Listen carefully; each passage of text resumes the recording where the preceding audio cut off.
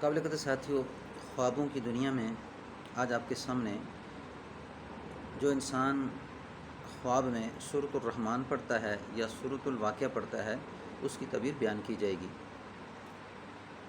کیونکہ خواب نبوت کا 46واں حصہ ہے اور انسان کو خواب میں یہ سمجھایا جاتا ہے کہ اپنے آنے والی زندگی کی تو کس طرح حفاظت کر اور کس طرح اس تکلیف اور برائی سے بچ جا، اور بعض کو خوشخبری سنائی دی جاتی ہے کہ تجھے جو خوشخبری سنائی جا رہی ہے اس سے تو خوش ہو جا۔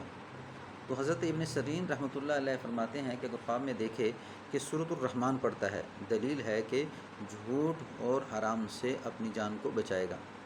حضرت ابراہیم کرمانی رحمۃ اللہ علیہ نے فرمایا کہ نیک خصلت اور دین کی راہ اختیار کرے گا، کہ نیک خصلت اور دین کی راہ اختیار کرے گا۔ حضرت جعفر صادق رحمۃ اللہ علیہ نے فرمایا کہ اس جہان میں مال اور آخرت میں نعمت پائے گا، اس جہان میں مال اور آخرت میں نعمت پائے گا۔ اچھا، یہ تھی سورۃ الرحمن کے خواب میں پڑھنے کی تعبیر۔ اور اب حضرت سورۃ الواقعہ کے پڑھنے کی تعبیر کیا ہے؟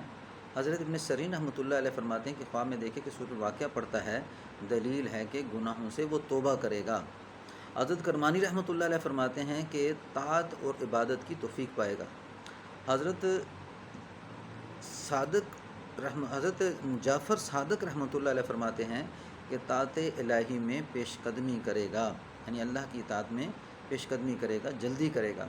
اور ابراہیم کرمانی رحمۃ اللہ علیہ وہ بھی کیا کہتے ہیں کہ اطاعت اور عبادت کی توفیق پائے گا۔ تو اس چینل کو سبسکرائب بھی کر لیں، اپنے ساتھیوں کو شیئر بھی کریں ویڈیو کو، اور اسی طرح بیل آئیکن کے بٹن کو بھی دبا دیں تاکہ آنے والی ویڈیو آپ تک پہنچتی رہے اور آپ کو خوابوں کی تعبیر صحیح طریقے سے قرآن و سنت کے مطابق پہنچتی رہے اور آپ اس سے فائدہ اٹھاتے رہیں۔ السلام علیکم ورحمۃ اللہ وبرکاتہ۔